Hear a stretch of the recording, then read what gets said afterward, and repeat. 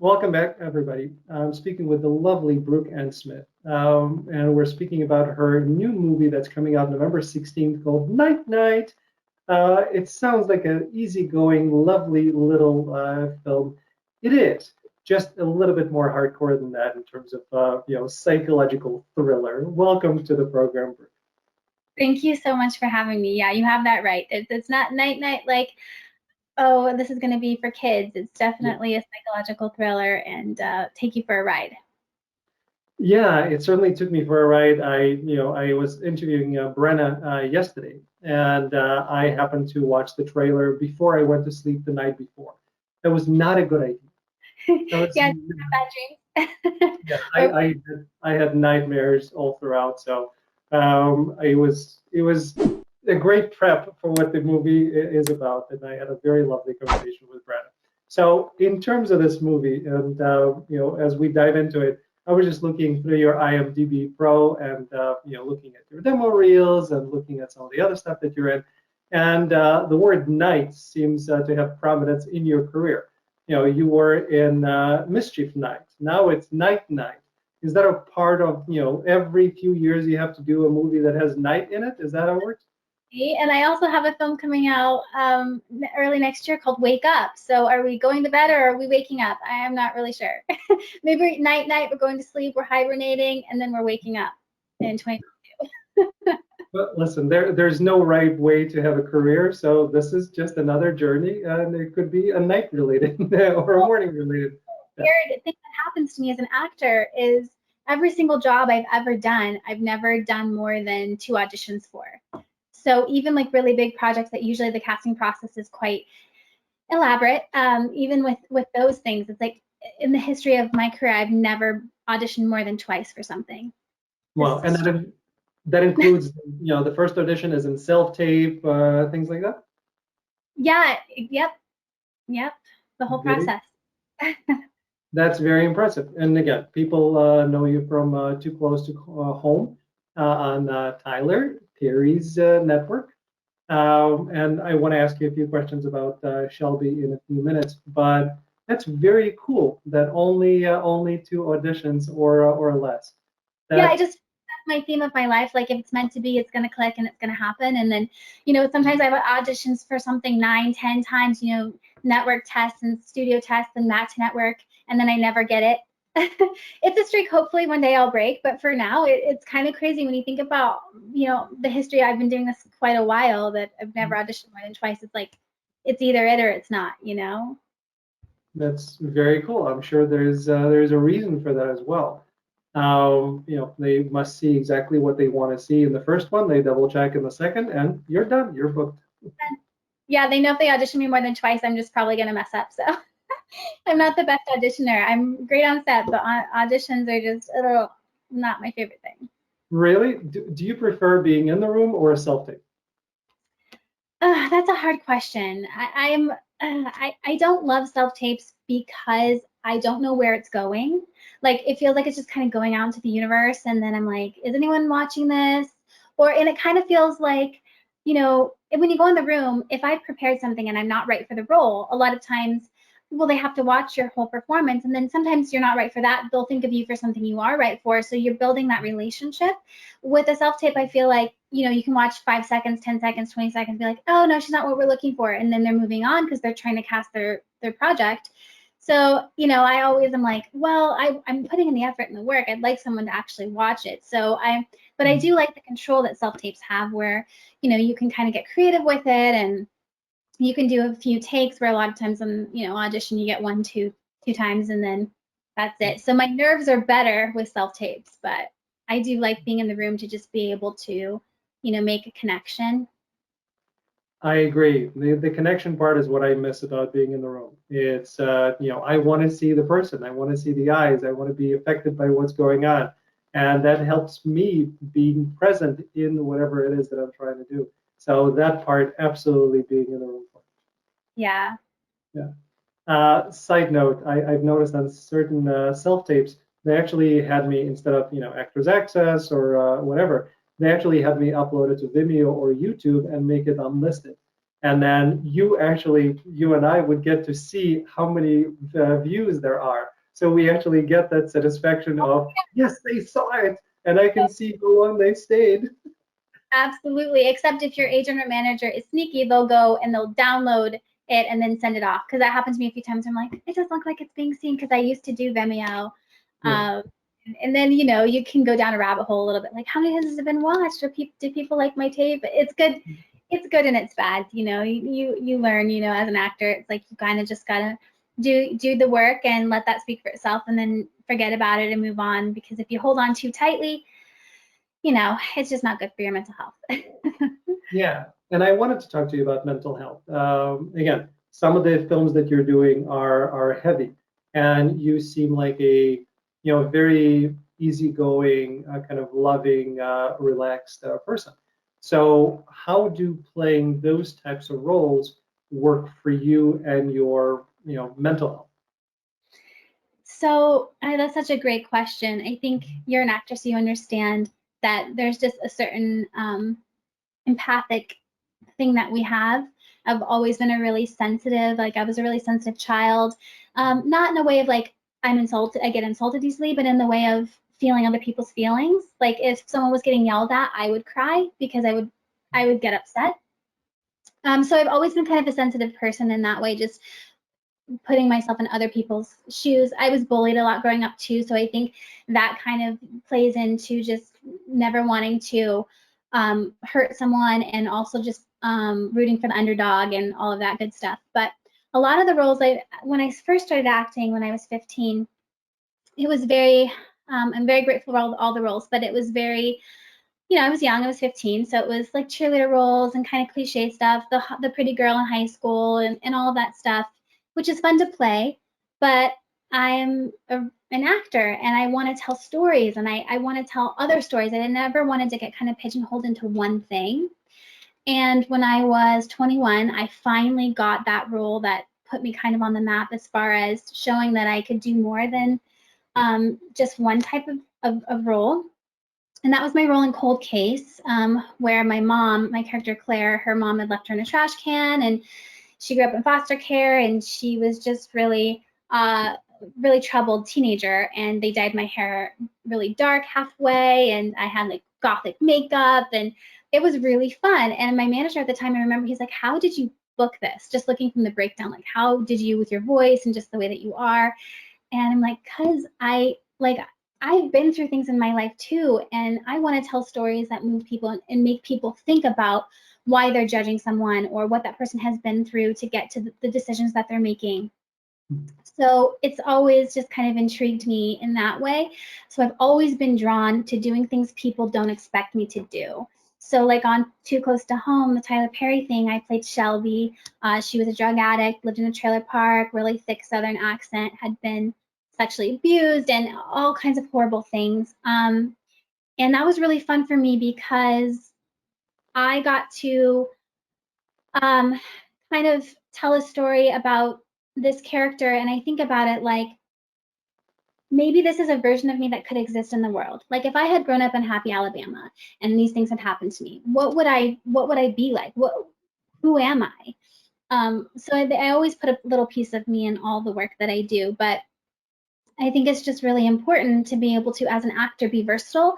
And it's part of just trying to say, hey, take me seriously. I can do a variety of things. And that's the most fun for me, is just being able to kind of shock people and be like, I can't believe Brooke's doing that. That's weird. You know, that's what I love. I get it. And that's you being an artist at your purest form. I appreciate that part. But going back to Shelby for a second, Shelby being the drug addict, her skin is not the best, and she has tread marks, and she has all sorts of things there. You care about, or you take time for skincare, and you are a different type of a person. So when you're in Shelby, how long does it take you to kind of scrub all of that off and get back to Brooke? So it kind of is a two-sided coin, right? Because when you're someone who takes care of their skin, like as me, as Brooke, I am very into skin. I love beauty stuff, pampering, spas. Like that's just kind of, I'm very feminine in that way.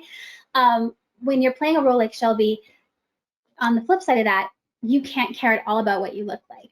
Like I couldn't be vain at all. Like put the track marks on me, put the blue under my eyes, knot my hair up, you know, put me in these tight shorts, you know, whatever it is. But like I couldn't, as Brooke, be self-conscious. I just had to say, this is Shelby, and this is what I would be like. And then on the flip side of that, taking it off wasn't that bad. They took such good care of me there. So every time we ended the day, you know, they would take off the track marks and they would comb my hair out, brush my hair for me, gave me some conditioner to put in because we would tease it. And the only thing that kind of happened was because they were putting like makeup under my eyes to give me bags a lot. For like a month or two after, I still had it because every day filming, putting it on, even though eventually it comes off, it kind of like gets stuck under your skin because under your eyes is such thin skin under there. Yeah. So for a little while, I was like, is this ever going to go away? But they wanted to like stain my teeth and do all that, but we didn't end up going that far with it, although I would have totally been on board to transform even more. But we didn't have the time. I mean, I booked that role and within like 2 days I was filming. It was crazy. So yeah. Okay. Interesting. And you know, you may have heard my dog barking. I know you have your dogs. I do. I have a dog too. He's right under me. Hey, hi. I don't know if he's big or not, but feel free to show him if you like. Jake, come here. Are you sleeping? Come here. Oh, he's not. He's a little sleepy. He might come up later. Jake. Oh wait, he's gonna do it. Come here. Let's show you off. Come on, baby. Oh. Oh, Nabi. This is Jake, and Hi, I rescued him a little over 5 years ago, and he's a sweetheart. He's very he's more like a cat than a dog. I think they found him on the street, so he has cat-like tendencies, but he's very white and cuddly and fluffy. Which again sounds like you. The more research on you that I did, I saw that you love comfy things, and you love bubble baths, and you love snuggle, with your dog. Yeah. I turned on the camera, and you're wearing a sweater. It's the whole persona works really really well. Exactly. Yep. Yeah. Yep. So, you have. Sorry. I said you have me pegged. No, it's especially during this time, right? So the Christmas time, my favorite time of the year through kind of November and December time when you just want to snuggle. It's one of those things where I love all of the happiness. I love the Christmas songs. I love watching the Christmas movies, all of that stuff. To me, it's all about softness, and I am empathic like you. So I feel all of that, and it makes me happy. It fills me up with the joy that people are experiencing. Yeah, absolutely. Very cool. I like that, again, in the research, I saw that you talk about resilience and strength. And you're playing a strong character. I haven't got a chance to see the movie yet in Night Night, but you're playing a very strong character. What is it about this particular character that you identify? So when I looked at Lauren Steele, something that drew me to the role was the fact that she's a mom, and I'd never played a mom role before. It was my first mom role, and as we transition as actors, we go into different facets of our life, and I was really thankful for the opportunity to kind of stretch into that because I still play pretty younger roles that aren't moms, and so I'm really trying to like branch out into that because I am well old enough to be a mother, although I'm not. And so that really drove me. Lauren's love for her children, really drew me in the script, as well as just that kind of what we're talking about a little bit with like mental health and emotional stress and how that kind of plays out in your life when you are a mom and you have your own emotional time and turbulence going on, but you still have 2 young children to care for. How do you handle that in a stressful situation, the distractions, and all of that? So that was a really interesting part of the story for me. And my character gets involved with Brenna's, and that kind of sort of leads her down this ultimate spiral that she's in. And I essentially get weaved into the story quite a bit, but I can't say too much about what it is without giving too much away. But it's a very interesting film, Night Night, and Nikki did such a great job, like with the film, as far as just the even just the aesthetic of it. I think she took a psychological thriller and kind of just did her own spin on it, um, tonally, just artistically, style wise, the use of color. When you watch the film, you'll see, you know, bits of color in different scenes, and they kind of they do have meaning. And the vintage vibe she has, and the costuming, and the look of the film. Even the poster, one of the posters that came out was very vintage. Mhm. Yeah, Nikki will be on Monday, so I get a chance to talk to her and ask her, you know, Yeah, more of the so much fun. directorial questions. Yeah, very cool. I again, the whole strength aspect of your character. Mhm. You know, me as a man, I was a little appalled by what I saw in one of the clips that's out there in the internet verse of you being on a one of the premieres, and literally, and I kid everybody not, but literally the people taking the photos basically said, "Can you please remove your hair so we can see your boobs?" And I my jaw dropped. Because I've never experienced that. And you handled it gracefully, and you played it off, and you worked with the guys. But does this type of stuff happen to you all the time? I mean, this is ridiculous.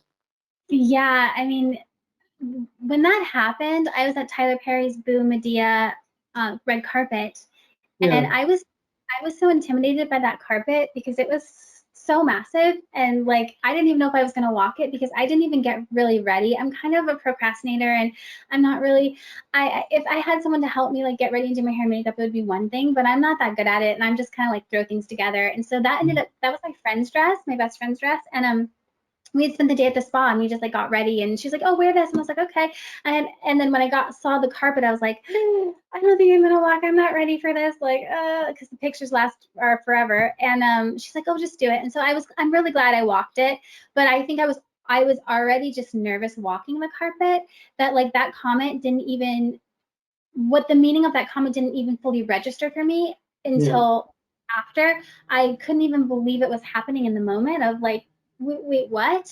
Um, and so yeah, I played it off and I laughed and I joked, but part of that was just the shock of like I didn't even realize what was happening to me in the exact moment because it's very appalling yeah, um, to be talked to like that. But it does happen, not just in the industry, but it just happens in life. You know, I remember I got on an airplane once and I was in a dress, and I don't wear a lot of like I'm pretty covered up most of the time, and it had like a little slit right here, like like buttons, and the ticket counter lady like gave me a hard time and was like, you can't like next time you need to cover up, or just made some really rude comment about my body and my clothing choice, and it made me cry, and it was devastating and very hurtful. And I had another like, you know, people just say things like they have a right to say something which they don't. You know, like they have a right to comment on your clothing choice, or you know, what you should post, or you know, things like that. And I'm all about standing in your power, and if you want to wear something, wear it, you know, as long as you're not hurting anyone else.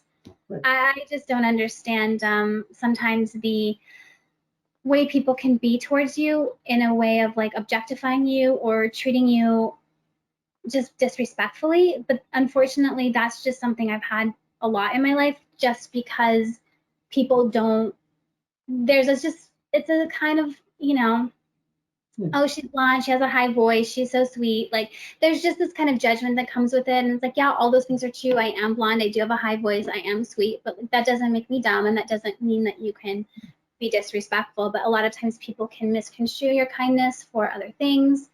And then you just have to learn how to stand up for yourself and put people in their place. And I try to do that in a respectful way, unless someone is, you know, Yeah, deserves a harsher thing, then that's, you know, that's what they're gonna get. But hopefully it can just end at please don't talk to me like that kind of a thing. But yeah. on the, you know, I didn't even know who said it. But yeah, that was that was kind of crazy. It was a woman who said it. And then the men, started saying, "Oh, well, I wanted to say that, but the woman felt that it was okay for her to say that, so the men don't say that." Like that comment itself is ridiculous. It doesn't matter who it's coming from. Correct. Yeah, man, woman, doesn't matter. Like it's offensive no matter who's saying it. If a woman's saying it or a man saying it, doesn't matter. Like the woman that was a ticket agent at, when she said a comment about my clothing, and the other incident was also a woman. So I think that, there sometimes people can take other feelings that they're having and project it onto you because they're feeling bad about themselves, and they want to make you feel bad. But you just have to stand in your power and know that you're good enough, and you don't have to be subjected to that kind of thing to be seen. Yeah, I agree with you. And so, being an empath, how do you protect yourself? Because there's a lot of negativity out there. There's a lot of energy flowing around. I know me personally, if I don't do my work before I walk into Walmart, no offense to Walmart, Target, any crowded place, within a half an hour, I'm filled with stuff that I need to release, and I get aggressive. I'm a sponge in that way. So I know you know what I'm talking about. What do you do to not pick all of that up, or at least how to release it? I think it's more of like releasing, recovering, and that's why I'm very careful about who I spend my time with, and just what I do with my time. So like if I have time off and it's a weekend and I've done some auditions and I've worked, my time is like, oh, I'm gonna go to the store, the farmer's market, I'm gonna cook, I'm gonna hang out with my dog, I'm gonna do some yoga, I'm gonna go in a sauna, I'm gonna take a bath. Like these are the kinds of things that I do, and I think part of that is just recovering from all of the noise, and all of the judgment and all of the comments and all of the people who are constantly trying to tell you what to do or control you or what you should do or what you shouldn't do. And you can't turn off the noise, but you can turn it down, and you can, you know what helps you feel better, and it's going to be different for other people. Some people might be like, oh, I need to go have a drink with my friend, I need to go get coffee, or I need to go out back in the world and do something else. For me, just my alone time and my dog. And just and music, and just kind of shutting myself away a little bit to protect my heart and my energy. Yeah. Same way. Yeah, people when people see that I have a show, they meet me in person, they think that I'm a extrovert, which I am, but I need my silence. People, Yeah. yeah. So I think a lot of actors are both. I think we have to be, because there's what we do is multifaceted, and we have to be able to turn it on and be social. Then also we need to go inward as well to do a lot of the work that we do. that's true. And that's where self-love comes in and all the other things that you're passionate about. I completely agree. Absolutely, yeah. Brooke, thank you so much for coming on and sharing about yourself so people can get to know you as they watch the film. Please go watch Night Night. It's going to be linked right below this video. Thank you. Best of luck to you. And gosh, I hope people take better care in what they say to you. Thank you so much. It was such a pleasure being on your show. Thank you. And thanks to everybody for tuning in to another episode of Let's Dive In. Go watch Night Night. Do your own cleansing before or after if you choose.